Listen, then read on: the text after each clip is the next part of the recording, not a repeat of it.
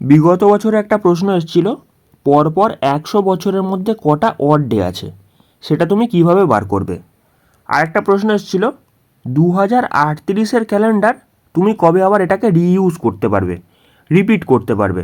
মানে এখানে অড ডের কনসেপ্ট দেখবো আজকে এই ভিডিওতে, আর এখানে রিপিটেশন অফ ক্যালেন্ডারের কনসেপ্ট দেখবো।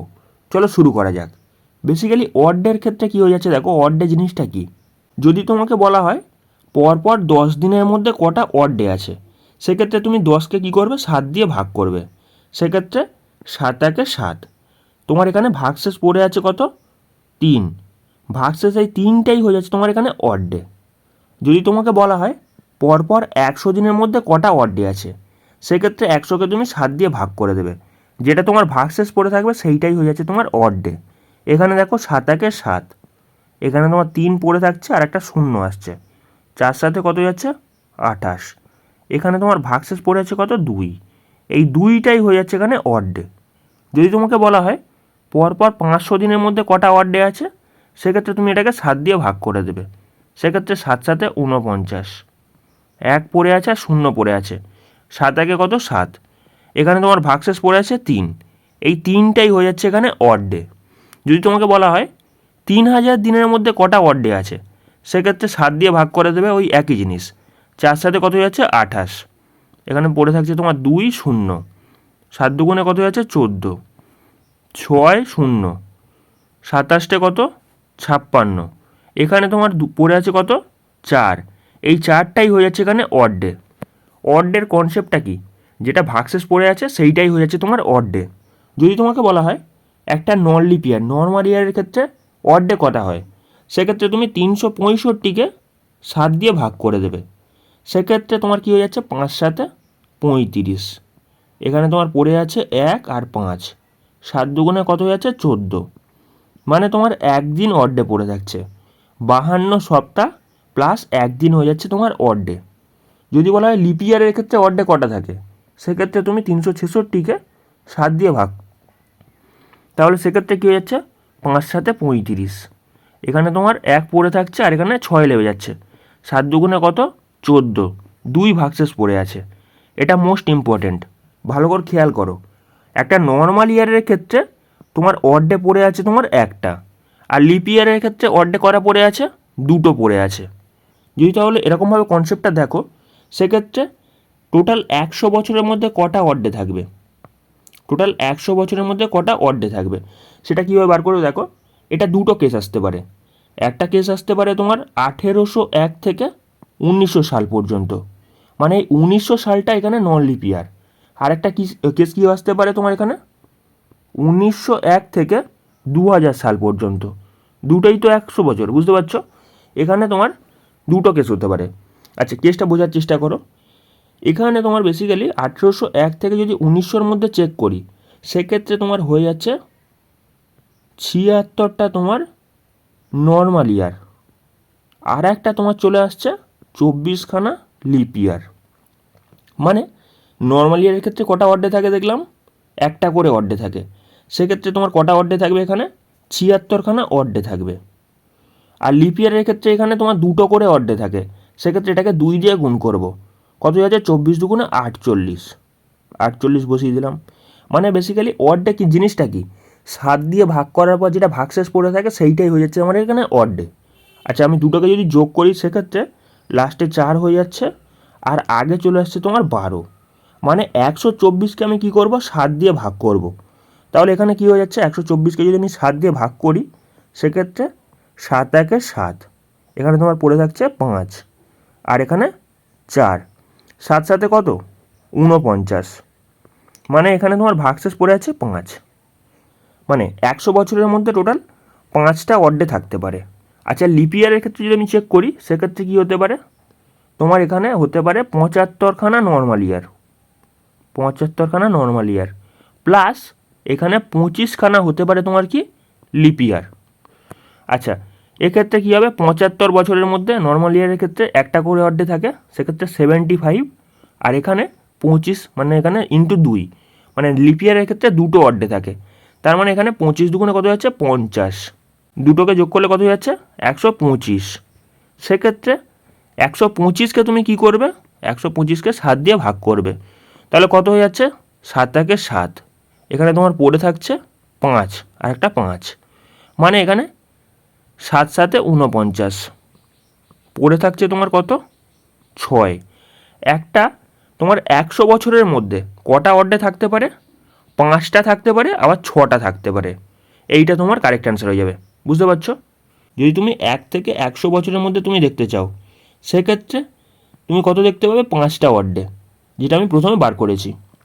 101 থেকে যদি তুমি চেক করো 200 বছরের মধ্যে কটা অর্ডে আছে, এখানে 5টা অর্ডে পাবে। 201 থেকে 300-র মধ্যে 5টা অর্ডে। এই রকমই যদি তুমি 301 থেকে চেক করো 400-র মধ্যে কটা অর্ডে থাকবে? 6খানা অর্ডে থাকবে। কনসেপ্টটা বোঝার চেষ্টা করো, দুটো কেস আসতে পারে।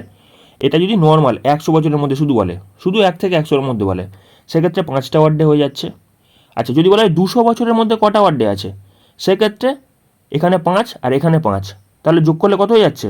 10 হয়ে যাচ্ছে। 200 বছর পর পর 200 বছরের মধ্যে কটা অর্ডে হয়ে যাচ্ছে, সেক্ষেত্রে তাহলে এখানে 10কে তাহলে 7 দিয়ে ভাগ করবে, সেক্ষেত্রে 7 একে 7, পড়ে থাকছে তাহলে তোমার এখানে কত? 3, 3টে দিন তাহলে এখানে তোমার অর্ডে হয়ে যাচ্ছে। এটা 200 বছরের ক্ষেত্রে। বুঝতে পারছো? যদি তুমি 300 বছরের ক্ষেত্রে বার করতে চাও, সেক্ষেত্রে 3 5 কত? 15। বুঝতে পারছো? 3টাকে যোগ করেছি, 15কে তুমি 7 দিয়ে ভাগ করবে, সেক্ষেত্রে 7 দুগুণে 14, কত পড়ে থাকছে? 1। 300 বছরের মধ্যে কটা অর্ডে আছে, সেক্ষেত্রে তুমি এরকমভাবে বার করলে দেখতে পাবে তোমার একটা অর্ডে আছে। যদি তুমি 400 বছরের ক্ষেত্রে ভাগ করতে চাও, সেক্ষেত্রে এই 4টে আমাকে যোগ করতে হবে। কত হয়ে যাচ্ছে যোগ করলে? 3 5 15, আর এখানে 6 কত হয়ে যাচ্ছে? 21। 21কে যদি তুমি 7 দিয়ে ভাগ করো, সেক্ষেত্রে 400 বছরের মধ্যে কটা অর্ডে আছে? 400 বছরের মধ্যে এখানে 0 অর্ডে আছে, মানে এখানে কোনো অর্ডেই নেই, মিলে যাচ্ছে। বুঝতে পারছো? যদি তোমাকে বলা হয় পরপর যে কোনো 100 বছরের মধ্যে কটা অর্ডে আছে, সেক্ষেত্রে কী বলবে তুমি? 5 থেকে 6টা। এই রকমই যদি বলা হয় পরপর যে কোনো 200 বছরের মধ্যে কটা অর্ডে আছে, সেক্ষেত্রে এটা অ্যান্সার হয়ে যাবে 3 থেকে 4টে। যদি এই রকমই তোমাকে বলে, সেক্ষেত্রে পরপর 300 বছরের মধ্যে কটা অর্ডে হয়ে যাচ্ছে, পরপর যে কোনো 300 বছরের মধ্যে অর্ডে হয়ে যাচ্ছে তোমার 1 থেকে 2টো।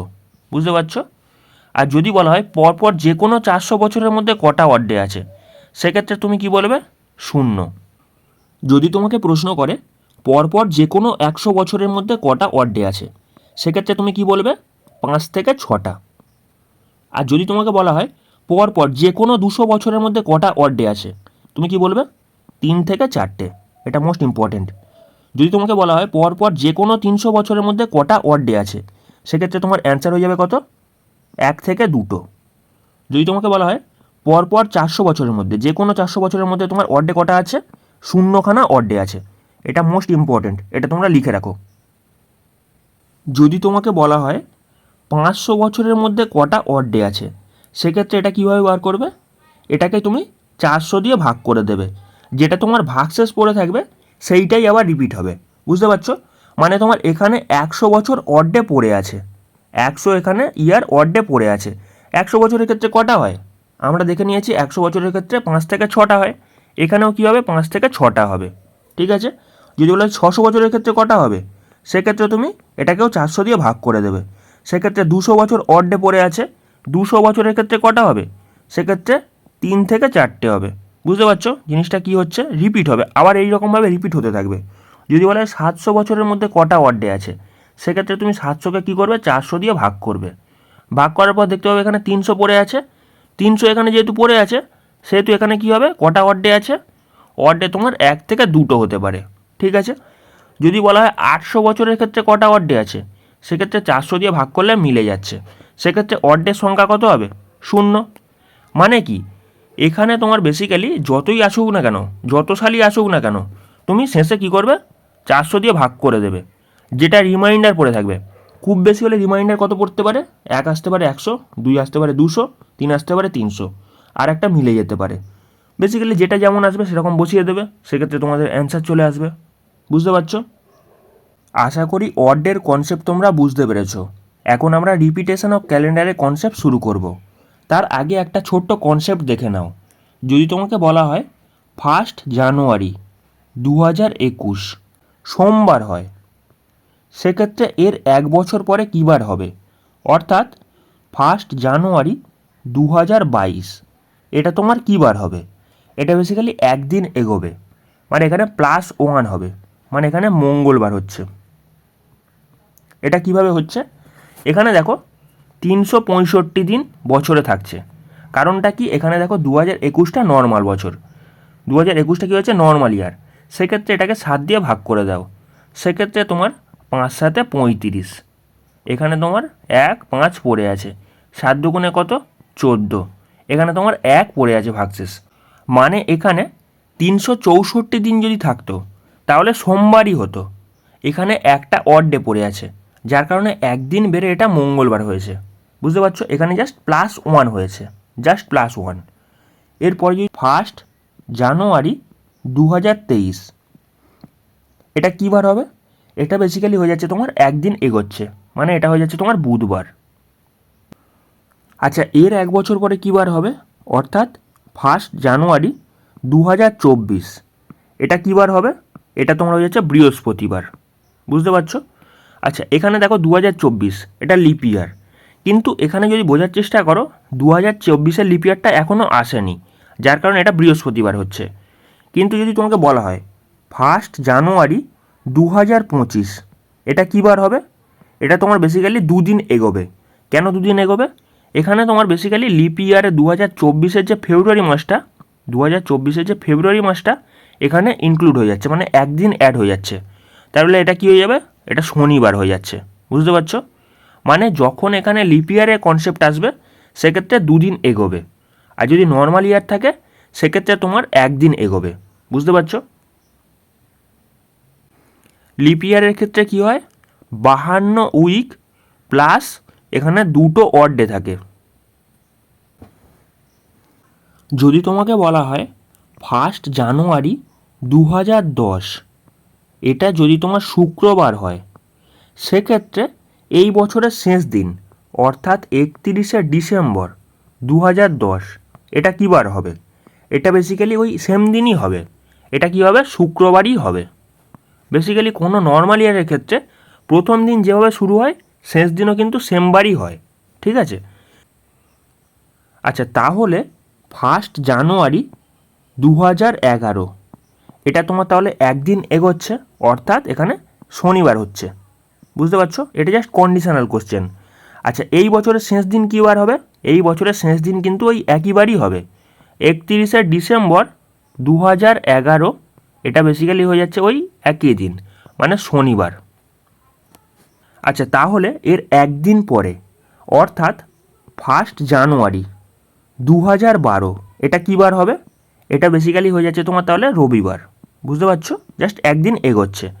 আচ্ছা, যদি বলা হয় এই বছরের শেষ দিন কী বার হবে, অর্থাৎ 31শে ডিসেম্বর 2012 এটা কী বার হবে, এটা বেসিক্যালি তাহলে এখানে একদিন এগোবে।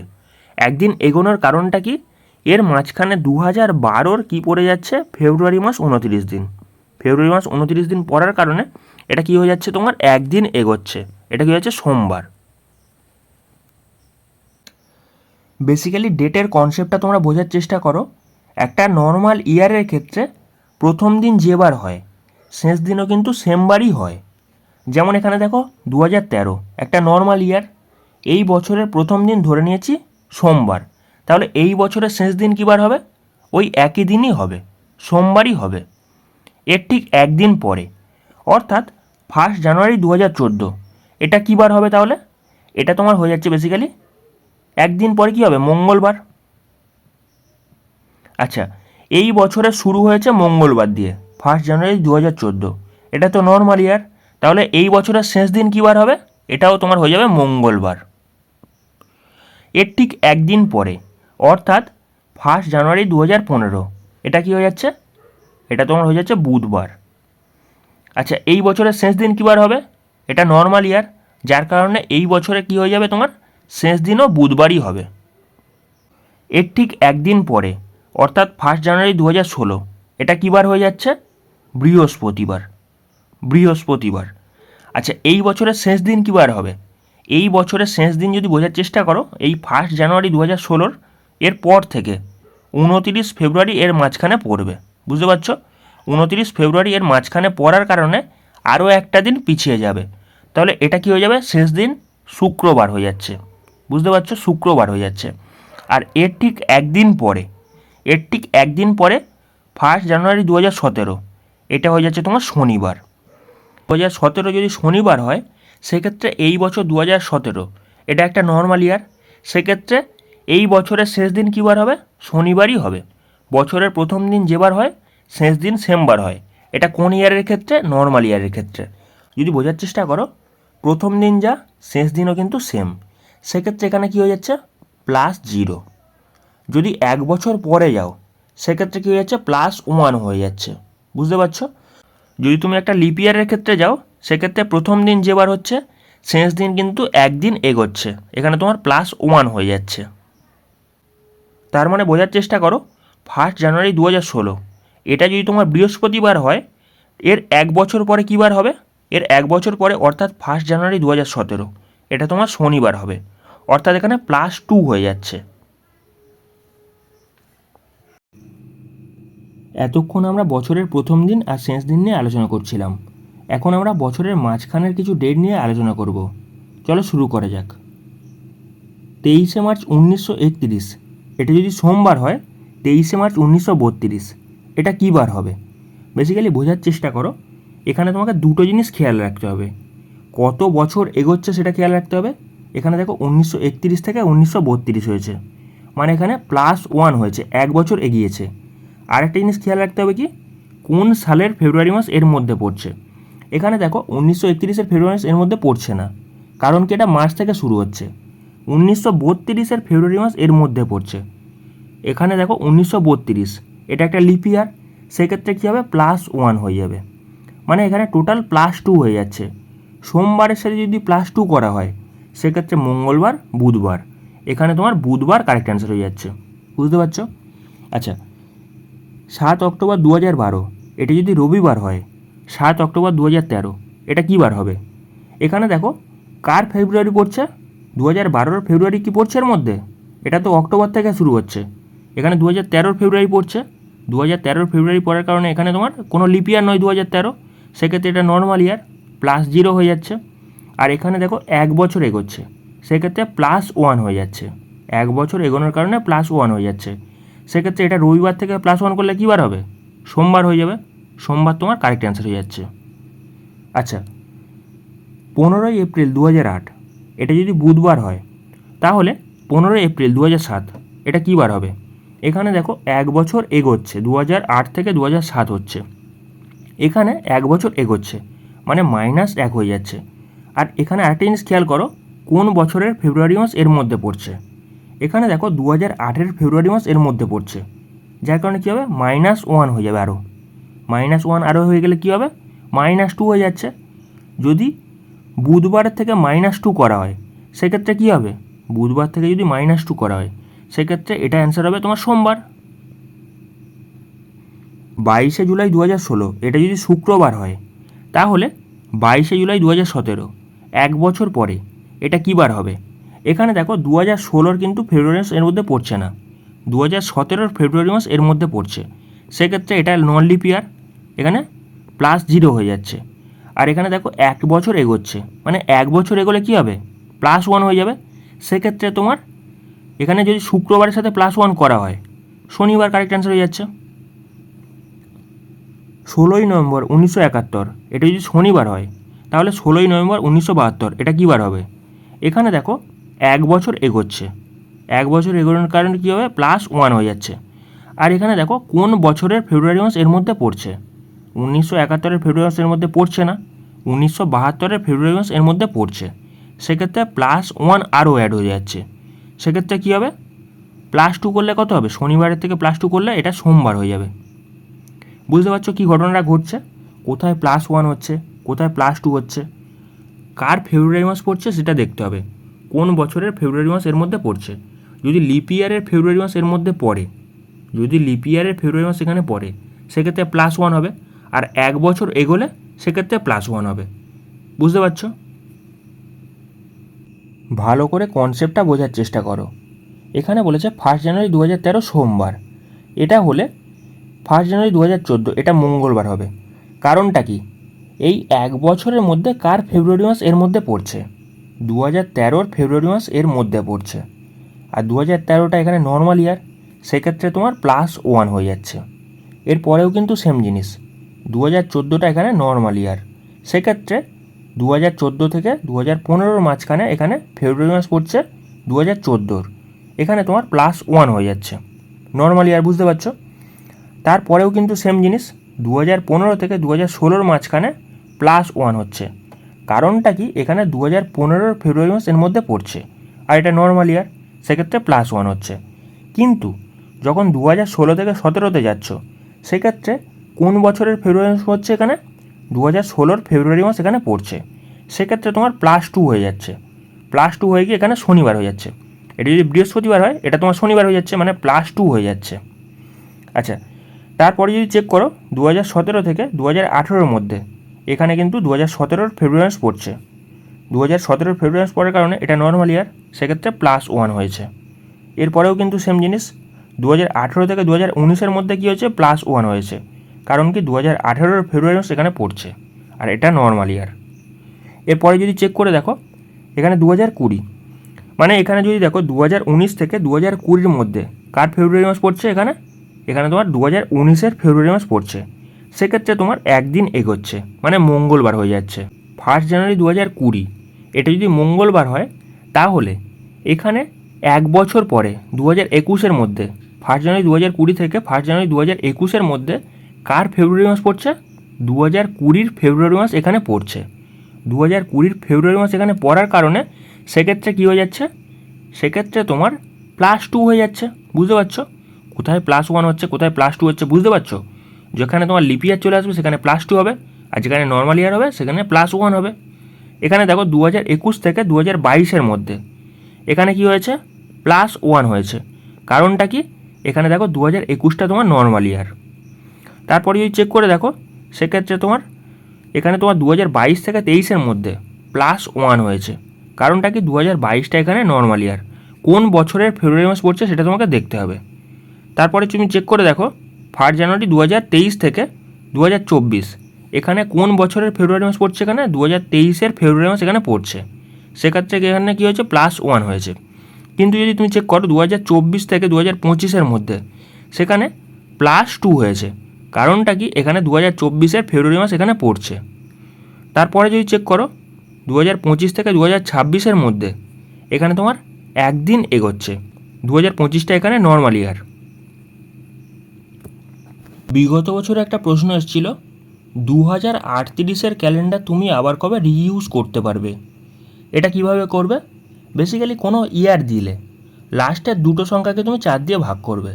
এখানে দেখো 38কে আমি 4 দিয়ে ভাগ করছি, সেখানে কী হয়ে যাচ্ছে? 4 লং 36, 2 রিমাইন্ডার পড়ে আছে। এই 2টাই আমাদের কাজের। বেসিক্যালি যদি কোথাও ভাগ দেওয়ার পরে দেখতে পাও যে 1 রিমাইন্ডার পড়ে আছে, সেখানে কি হবে? 6 বছর যোগ করতে হবে। 6 বছর পরে ওই ক্যালেন্ডারটা তোমার কাজে আসবে। যদি কোথাও দেখো রিমাইন্ডার 2 চলে এসছে, সেখানে তোমাকে 11 যোগ করতে হবে। 11 বছর পরে ওই ক্যালেন্ডারটা তোমার আবার কাজে আসবে। যদি কোথাও দেখো 3 চলে এসছে রিমাইন্ডার, সেখানে তোমাকে 11 যোগ করতে হবে। 11 বছর পরে ওই ক্যালেন্ডারটা তোমার আবার কাজে আসবে। যদি কোথাও দেখো 4 চলে এসছে অথবা 0 হয়ে গেছে, মানে ডিভিজিবল হয়ে গেছে, সেখানে তোমাকে 28 যোগ করতে হবে।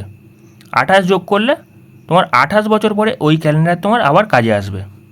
বেসিক্যালি এখানে দেখো 2038-এর ক্ষেত্রে 2 রিমাইন্ডার চলে এসছে, তাহলে এখানে 2038-এর সাথে আমাকে কত যোগ করতে হবে? 11 যোগ করতে হবে। সেক্ষেত্রে তোমার এখানে 9 চলে আসছে, এখানে তোমার 4 চলে আসছে। 2049 সালে তুমি ক্যালেন্ডার তুমি আবার ব্যবহার করতে পারবে। যদি তুমি এটাকে আবার চেক করতে চাও, এই ক্যালেন্ডারটাকে তুমি আবার ব্যবহার করতে চাও, সেক্ষেত্রে তুমি কী করবে? এই 49কে তুমি 4 দিয়ে ভাগ করবে, সেক্ষেত্রে 4 12 48, তোমার রিমাইন্ডার পড়ে আছে 1। যেহেতু এখানে 1 রিমাইন্ডার পড়ে আছে, এখানে 2049-এর সাথে তোমাকে কত যোগ করতে হবে? এখানে 2049-এর সাথে তোমাকে 6 যোগ করতে হবে। 1 যদি রিমাইন্ডার থাকে সেখানে তোমাকে 6 যোগ করতে হবে, 2 রিমাইন্ডার থাকলে 11, 3 রিমাইন্ডার থাকলে তোমার 11, 4 হয়ে গেলে বা 0 হয়ে গেলে সেক্ষেত্রে তোমাকে 28 যোগ করতে হবে। এখানে তুমি যদি 6 যোগ করো সেক্ষেত্রে তোমার 2055 এত সালে তুমি ওই ক্যালেন্ডারটা আবার ব্যবহার করতে পারবে। তুমি যদি আবার চেক করতে চাও সেক্ষেত্রে 55কে কী করবে, 4 দিয়ে ভাগ করবে, সেক্ষেত্রে তোমার হয়ে যাচ্ছে 4 13 52, 4 13 কত হয়ে যাচ্ছে 52, রিমাইন্ডার পড়ে যাচ্ছে তোমার 3, সেহেতু এটা কী হয়ে যাবে 11 আবার যোগ করতে হবে। 2055 সাথে তুমি যদি আবার 11 যোগ করো সেক্ষেত্রে তুমি ক্যালেন্ডারটা আবার ব্যবহার করতে পারবে। সেক্ষেত্রে কত হয়ে যাচ্ছে 6 6 2 0, 2066 সালে ওই ক্যালেন্ডার তুমি আবার ব্যবহার করতে পারবে। যদি তোমাকে বলা হয় 2019-এর ক্যালেন্ডার আবার কবে ব্যবহার করবে, সেক্ষেত্রে 19কে তুমি 4 দিয়ে ভাগ করে দেবে, কত হয়ে যাচ্ছে 4 4 16, রিমাইন্ডার পড়ে আছে 3, যেহেতু এখানে 3 রিমাইন্ডার পড়ে আছে তোমাকে কত যোগ করতে হবে, 11 যোগ করতে হবে। 11 যোগ করলে কত হয়ে যাচ্ছে 2030 সালে তুমি আবার ক্যালেন্ডারটা ব্যবহার করতে পারবে। আচ্ছা, এখানে 2030-এ ব্যবহার করতে পারছো, তারপর আবার কবে ব্যবহার করতে পারবে, 30কে তুমি 4 দিয়ে ভাগ করবে, সেক্ষেত্রে 4 সাথে কত যাচ্ছে 28, তাহলে এখানে তোমার 2 রিমাইন্ডার পড়ে আছে। 2030-এর ক্যালেন্ডার তুমি আবার কবে ব্যবহার করতে পারবে, সেক্ষেত্রে তোমাকে আবার এখানে 11 যোগ করতে হবে, মানে কত হয়ে যাচ্ছে 2041, 2041 সালে ক্যালেন্ডার তুমি আবার ব্যবহার করতে পারবে। আবার কি করবে, 41কে তুমি 4 দিয়ে ভাগ করবে, সেক্ষেত্রে 4 10-এ কত যাচ্ছে 40, এখানে তোমার 1 রিমাইন্ডার পড়ে আছে। 2041-এর পরে কত সালে আবার ব্যবহার করতে পারবে, ওটাকে 6 যোগ করে দেবে, যেহেতু 1 রিমাইন্ডার পড়ে আছে এখানে তুমি 6 যোগ করে দেবে, সেক্ষেত্রে তোমার 2047 সালে ক্যালেন্ডারটা আবার ব্যবহার করতে পারবে। বুঝতে পারছো, এই রকমভাবে তোমাদের চেক করতে হবে। 2047-এর পরে আবার ক্যালেন্ডার কবে ব্যবহার করবে, সেক্ষেত্রে তুমি 47কে 4 দিয়ে ভাগ করবে, 4 11 কত হয়ে যাচ্ছে 44, এখানে তোমার 3 রিমাইন্ডার পড়ে আছে, যেহেতু এখানে 3 রিমাইন্ডার পড়ে আছে তোমার কি করতে হবে, আবার এখানে 11 যোগ করতে হবে, মানে তোমার এখানে কত সালে ব্যবহার করতে পারবে, লাস্টে 8 চলে আসছে, তোমার এখানে 5 চলে আসছে, মানে 2058 সালে ক্যালেন্ডারটা আবার ব্যবহার করতে পারবে। তুমি এরপরে আবার এরকমভাবে চেক করতে থাকো, তাহলে তোমাদের অ্যান্সার চলে আসবে। বেসিক্যালি তোমাকে এই জিনিসটা মনে রাখতে হবে, যদি রিমাইন্ডার 1 চলে আসে সেক্ষেত্রে তোমাকে 6 যোগ করতে হবে, রিমাইন্ডার 2 চলে আসে সেক্ষেত্রে 11 যোগ করতে হবে, রিমাইন্ডার 3 চলে আসে সেক্ষেত্রে তোমাকে 11 যোগ করতে হবে, আর যদি মিলে যায় সেক্ষেত্রে তোমার 28 যোগ করতে হবে, তাহলে তোমার মিলে যাচ্ছে। বুঝতে পারছো, যদি তোমাকে বলা হয় 1800 সালের ক্যালেন্ডার আবার কবে ব্যবহার করবে, এটা তো 4 দিয়ে ভাগ করলে মিলে যাচ্ছে, যেহেতু 4 দিয়ে ভাগ করলে মিলে যাচ্ছে সেক্ষেত্রে তোমার 0 রিমাইন্ডার চলে আসছে। বুঝতে পারছো, এখানে তোমার বেসিক্যালি খেয়াল রাখতে হবে এটা তোমার নন লিপিয়ার, এটা তোমার লিপিয়ার নয়, সেক্ষেত্রে তোমাকে 6 যোগ করতে হবে, মানে 1806 সালে ক্যালেন্ডারটা আবার তোমার ব্যবহার হবে। বুঝতে পারছো, এই রকমই যদি বলা হয় 1900 সালের ক্যালেন্ডার কবে ব্যবহার হবে, এটা তোমার 1906-এ ব্যবহার হবে। যদি তোমাকে বলা হয় 2000 সালের ক্যালেন্ডার কবে ব্যবহার হবে, এক্ষেত্রে তোমার কী হয়ে যাবে 2000 সালটা তোমার লিপিয়ার। বুঝতে পারছো, লিপিয়ারের ক্ষেত্রে কত যোগ করতে হবে, তোমাকে 28 যোগ করতে হবে, কত হয়ে যাচ্ছে তাহলে 2028-এ ক্যালেন্ডারটা তুমি আবার ব্যবহার করতে পারবে। বুঝতে পারছো, লিপিয়ারের ক্ষেত্রে কী হয়ে যাচ্ছে তোমার 28 যোগ করতে হচ্ছে, নর্মাল ইয়ারের ক্ষেত্রে তোমাকে 6 যোগ করতে হচ্ছে।